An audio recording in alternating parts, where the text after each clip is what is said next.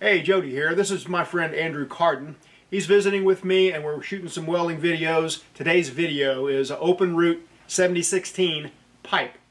So if you guys have been following along, we did a modified overhead with the 7016 for an open root joint. We're going to take all what we learned in that last video and apply it to this new video when we're doing the 12-inch pipe. So we're going to be going from the 6 o'clock position on the pipe up to the 12 o'clock.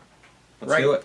Why 7016? Why not 6010? There are some procedures being required in the industry now that require low hydrogen open root.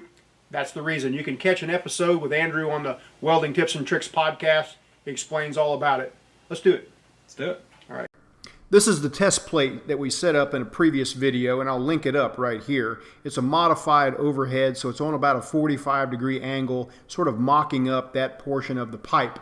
So this is a 332 7016 low hydrogen rod, root pass, 332 gap, 1/16 land.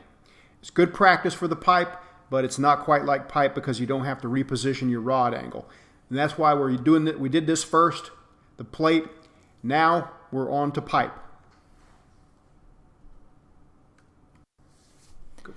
Okay guys, once again I'm going to harp on really prepping out your tacks. We're going to be running this out at about 70 amps.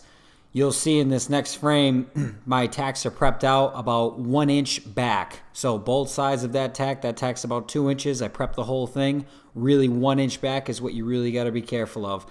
You can see that Andrew's left the pipe wedge in there and also not prepped that tack, just to leave the meat on there until he gets closer to it to bevel it down and feather it down for a good tie-in. Again, a 332 gap, and you can see right here that prep is a lot more than you would do with a 6010 root. These are not 6010 roots. This rod is different techniques, different prep on the tacks.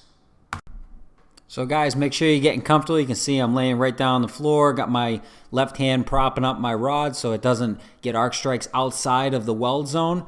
Once I pop off, really slow to come up towards where the end of my tack is. You see it takes me a little while to get there. I'm kind of letting the rod heat up, letting the tack heat up. And then once I get right to about where that keyhole is, it's going to start to push through. On this bottom, pro tip, you really got to move slow and you got to really be pushing that rod inside the pipe. Very common to have underfill or having it suck back a little bit on the inside of the bottom, and then once we get towards the top you're going to see that there's going to be a problem of not getting enough in or getting too much in. So really on the bottom, focus on really jamming that rod up inside there to try to push a little bit extra material up inside the pipe, especially on the bottom. All right, well, let's take a look at it here. It looks like you got through there, Andrew. It's a little bit above flush.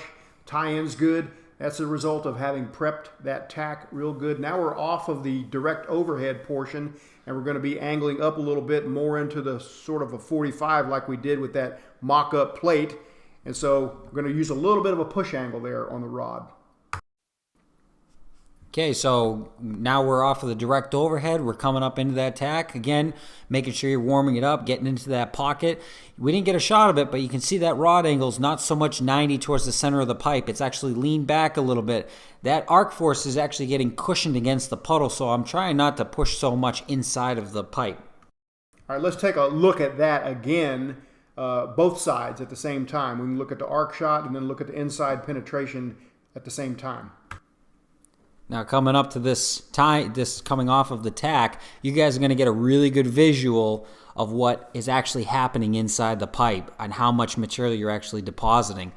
This vertical section, it's going to be pretty easy to get a sufficient amount of penetration, sufficient amount of reinforcement on the inside. So that was just a real quick clip for you guys to see. Now coming up to this tack, really important you make sure you have enough rod. So you want to kind of gauge how far away from the tack you're going to be before you stop.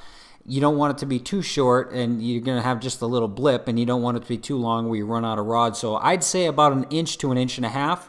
Coming up to this tack, I'm really working that puddle, going back inside the puddle so it doesn't keyhole too much and deposit too much material.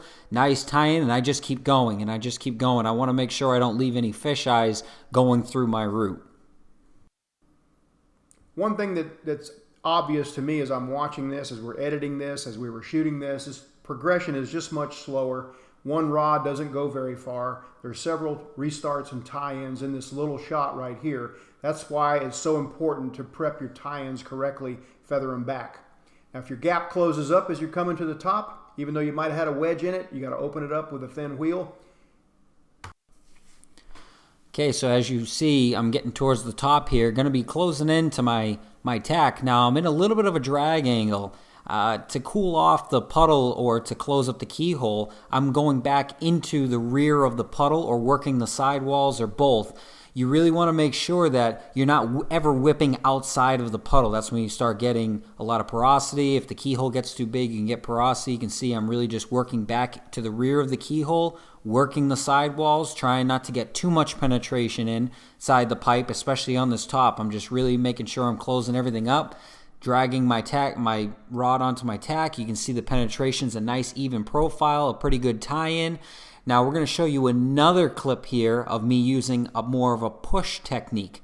Now going with the push technique, you can still get the desired penetration. These are all different techniques we're trying to show you guys in order for you guys to get comfortable in passing this test.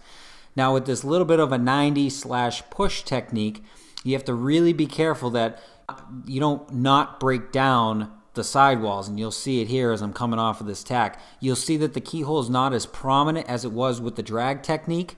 You'll see this fire still coming through the pipe, but you're really not going to get a lot of that penetration unless you really focus on driving that rod in. You'll see I'm hanging back a little bit more on my rod. It's not so much flush with the inside of the pipe. I'm really riding the puddle as I'm climbing up the side of the pipe. Can't hammer enough on the fact that this is a really slow progression. You want to make sure that you leave yourself enough rod. As I'm burning into this tack, you'll see I'm just coming up to it, trying to burn the edge away a little bit of the tack that I prepped, working into it, keep going, and then finally break out. The walls on this picture were broken down. This would still pass an X-ray and it would still pass mechanical. It just does not look nice and consistent with the rest of the route. So that's why we wanted to really show you guys this, to bring it home, the different rod angles and getting comfortable with what rod angle and what amperage works for you.